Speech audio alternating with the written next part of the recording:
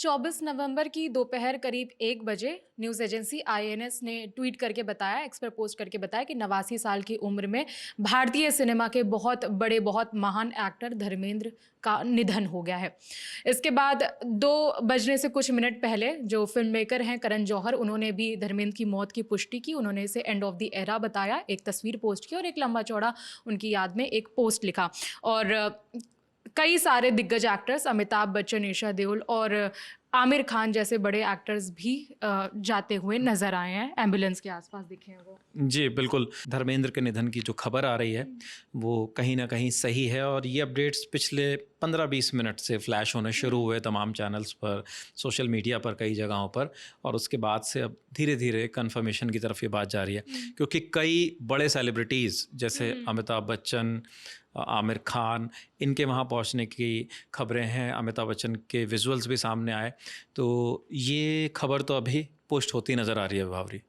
और उसके बाद करण जौहर ने भी उसे इस चीज़ की पुष्टि कर दी है कि इन एक्टर की मौत हो चुकी है। हालांकि उनकी फैमिली की तरफ से इस पर अभी जब हम 2 बजे इस वीडियो को, दोपहर के 2 बजे इस वीडियो को रिकॉर्ड कर रहे हैं, तब तक उनकी फैमिली की कोई प्रतिक्रिया सामने नहीं आई है। लेकिन हाँ, उनकी जो बेटी हैं ईशा देओल, वो ज़रूर नज़र आई हैं। और दोपहर से ही कुछ इस तरीके की तस्वीर आ रही थी कि जो उनका आवास था उसके घर के बाहर एम्बुलेंस खड़ी थी। तो ऐसे दावे किए जा रहे थे, ऐसी रिपोर्ट्स चल रही थी कि शायद उनकी तबीयत फिर से बिगड़ गई है धर्मेंद्र की और उन्हें फिर से चेकअप के लिए हॉस्पिटल ले जाया जा रहा है। लेकिन फिर आईएनएस जो न्यूज़ एजेंसी है उसने दावा किया कि धर्मेंद्र की मौत हो गई है और अब करण जौहर ने भी इसकी पुष्टि कर दी है। बिल्कुल, करण जौहर ने ट्वीट किया है। इसके अलावा और भी कई लोग अब सोशल मीडिया पर लिख रहे हैं धीरे धीरे करके। धर्मेंद्र की जो सेहत थी बावरी, वो पिछले काफ़ी दिनों से नासाज थी।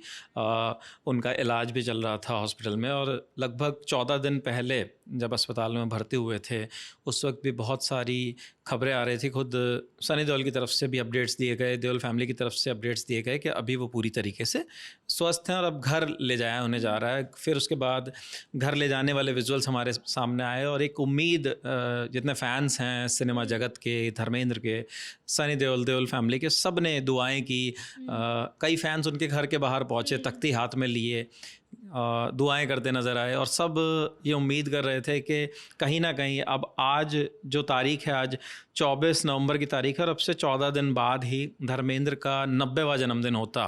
89 साल की उम्र में उनका निधन हुआ है। 8 दिसंबर 1935 को धर्मेंद्र पंजाब के सानेवाल में पैदा होते हैं और उसके बाद सानेवाल से निकलकर मुंबई तक का सफ़र और फिर मुंबई में इतने बड़े मकाम पर पहुंचना। इसी तरीके से धर्मेंद्र को याद भी किया जाएगा। जिस तरीके से 8 दिसंबर के जन्मदिन की तैयारियों की भी खबरें आ रही थी कि कहीं ना कहीं परिवार ये सोच रहा है कि अगर वो ठीक होते हैं तो जन्मदिन पर भी कुछ नए अपडेट्स हमारे सामने आते। लेकिन अभी जो खबर आ रही है वो काफ़ी ज़्यादा निराश करने वाली है उनके फैंस के लिए और बहुत बड़ा उनका करियर रहा। मतलब अगर आप देखोगे तो आज़ादी से पहले जितने सेलिब्रिटीज़ पैदा हुए उसमें बहुत कम अब वो सेलिब्रिटीज़ हैं, वो चुनिंदा लोग हैं जिन्हें लोग इतना प्यार देते हैं। बहुत कम लोग बचे थे, धर्मेंद्र उनमें से एक थे।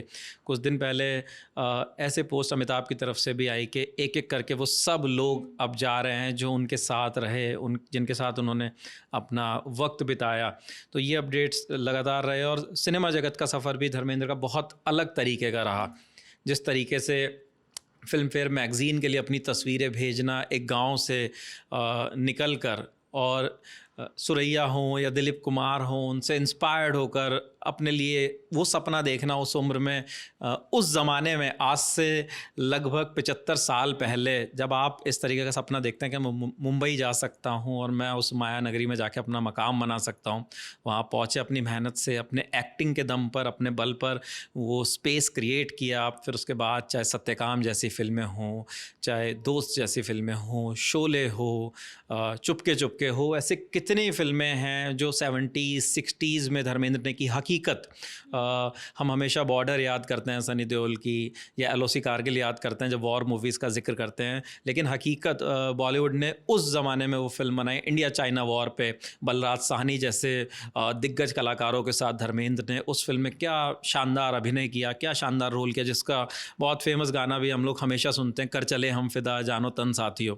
वहाँ से वो सारी चीज़ें, और बहुत उनका इस तरीके का करियर भी धर्मेंद्र का रहा कि कभी भी एक उसमें आप बांध नहीं पाए, चाहे वो एक्शन हीरो की इमेज हो, चाहे वो कॉमेडी एक्टर हो। इतनी शानदार कॉमेडी चुपके चुपके में उन्होंने की। शोले फिल्म में एक बेहतरीन एक्शन के साथ साथ कॉमेडी का भी पंच उन्होंने लगाया।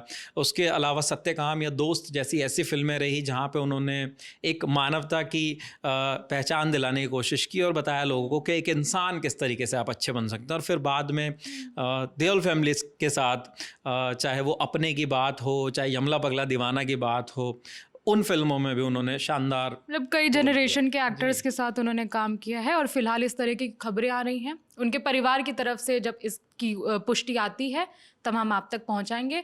अभी मीडिया रिपोर्ट्स के दावों के हिसाब से खबरें चल रही हैं और करण जौहर ने इस बात की पुष्टि की है। परिवार की तरफ से कोई प्रतिक्रिया आती है, कोई पुष्टि की जाती है तो हम आप तक खबर को पहुंचाएंगे। इसमें फिलहाल इतना ही। हमारे साथ विपिन थे, मेरा नाम विभावरी है। अपडेट्स के लिए देखते रहिए ललन टॉप।